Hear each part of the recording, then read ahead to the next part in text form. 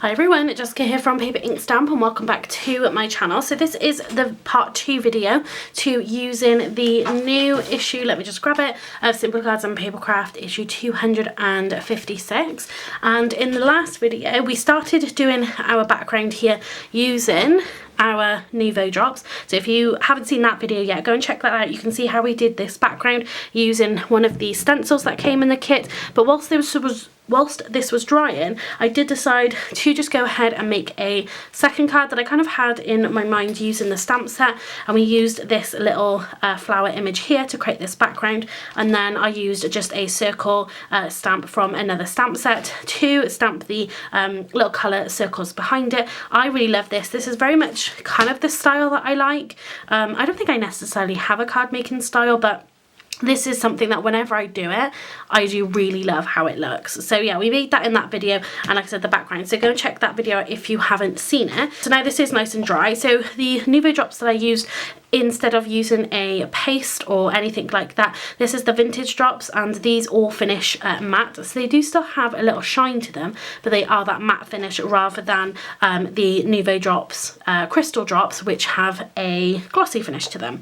So this is what we have got, and I decided, so I was thinking about doing a 5x7 card, but I just decided to do two A6 sized cards, because we can get 2 panels out of this. I did measure, I'm just looking for my bone folder, so I did measure, and you can get a 5x7 card out of this. So for me, I would be cutting this down to 6.5 by 4.5, and you can get that from this panel, but I just decided to do 2 smaller cards instead. It's just everybody's preference. So let me just grab my trimmer, and what I'm going to do to begin with is just cut right at the end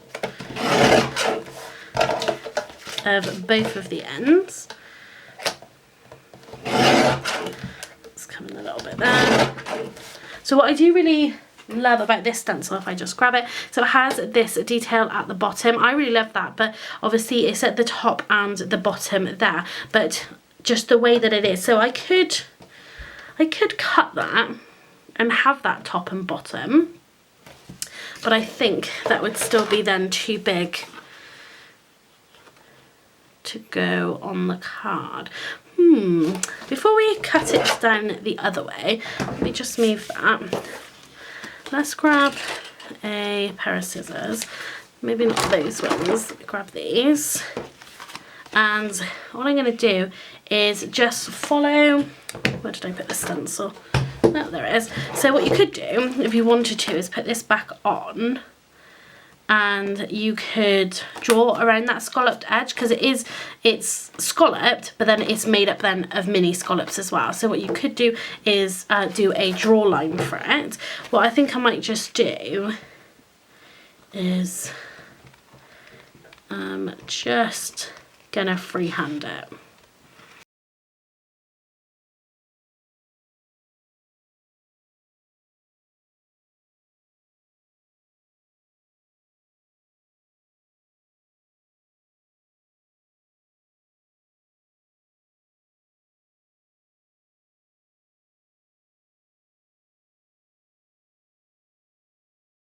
Okay, so there we have that really lovely little scalloped detail there, and you could do this really with anything, any other stencil that you have, any embossing folders that you have. If you want to just follow the design like that, then yeah, you absolutely can do that. So, and that is going to fit really nicely then onto our card as well. So I'm not going to alter the height or the width of that, but let's just trim these down. So my A6 card bases measure 4 inches by 5 3/4 inches.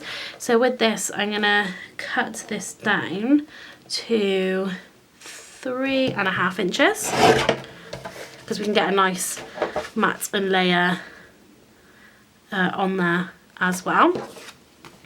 And then I think I'm gonna cut from this edge, because we got this little bit of sort of messy little bit there. Let's just trim a tiny bit off this end. So, and then again, so we want to measure this at 3.5 inches. So we have got rid of kind of a lot of that blue from this side, but never mind, that's fine. So we have our 2 panels, and what I really love about whether it's stenciling, using embossing folders, whatever it might be, is where you've got something that looks really, really messy to begin with, and then, you know, you cut it down, you put it on your card, and it just looks so much nicer. So I've cut myself 2 pieces. That's going to be my matte layer. So these currently measure 3 3/4 by 5.5 inches. But obviously the way that we've sort of scalloped the top of it is it's not really going to look right, because you're going to have sort of an even border there, but not sort of at the top. So this is what I'm going to do. So let's pull back my trimmer. I'm actually going to trim off the one part of the scallop. So we're going to go with this one up here. So this measures around about 5 inches now. So let's take that off, and then yeah, let's just do this one as well. So let's make them the same. Yeah, I think we'll sort of go with that. And then what I'm going to do with these 2 pieces, we're going to bring in, let's do Victorian Velvet, because this is a colour that should, yeah, match in quite nicely with that dusty rose colour. And rather than getting a blending brush or finding some coordinating cardstock, I am just gonna swipe over the edges. This is something I've been doing quite a bit actually recently, rather than getting a coloured cardstock, is to just use my ink pads in this way. So obviously where I'm going over it slightly more is giving us a slightly darker colour,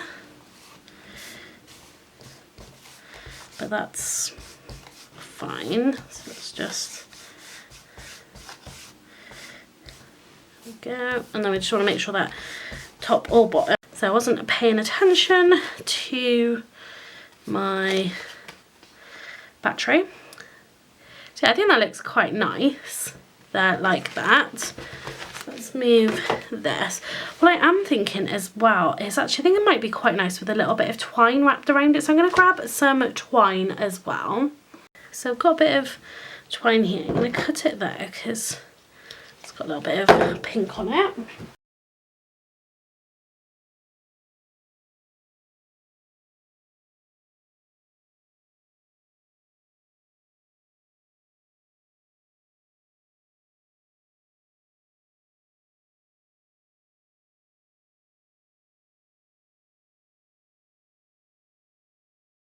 If I can, I don't think it's going to let me. Alright, we'll just leave it there. That's absolutely fine by me. So let's just cut these down.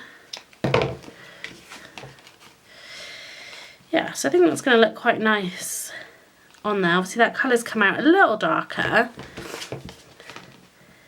than what I would have liked. And also it's come out a little textured, and that's because of this paper. I really, really hate this paper. So let's just see what this looks like. Let's glue this piece down. Like so.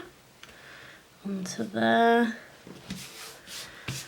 And then I want some foam to lift up this piece.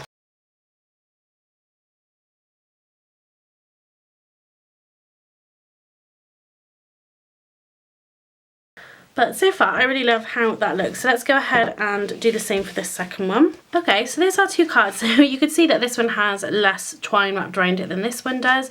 But I already cut a second piece and I don't want to have to cut it a third time. But I do think it looks a little nicer with more on there. But then obviously the bow I managed to get over to the side. So yeah, I really love how these backgrounds turned out there. So let me see if I can get them in the light. You know, they still got that shine to them, but they do have that matte finish, and I think they're so, so pretty. So in terms of a sentiment, obviously, you know, we do have the sentiments from in here. Now these 2, well actually these 3, in terms of their colouring, would go with it. These ones aren't going to go with it. These silk ones would though. Or of course then we do have the sentiments from the stamp set, but certainly these two, or even maybe the green one. I think the blues are not quite the right colour.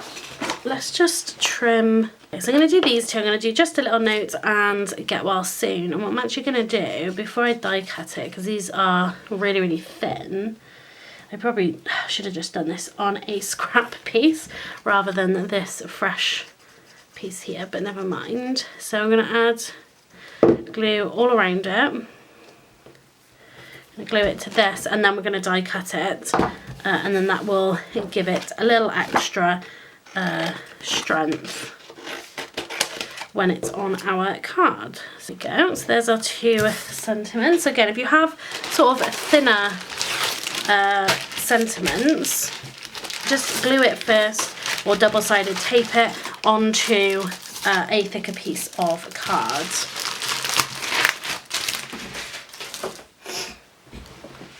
So I think I'm going to add this again, just with a little foam.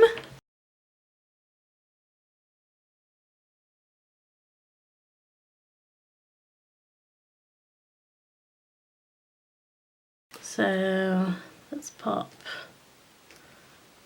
actually, do we want to do it there?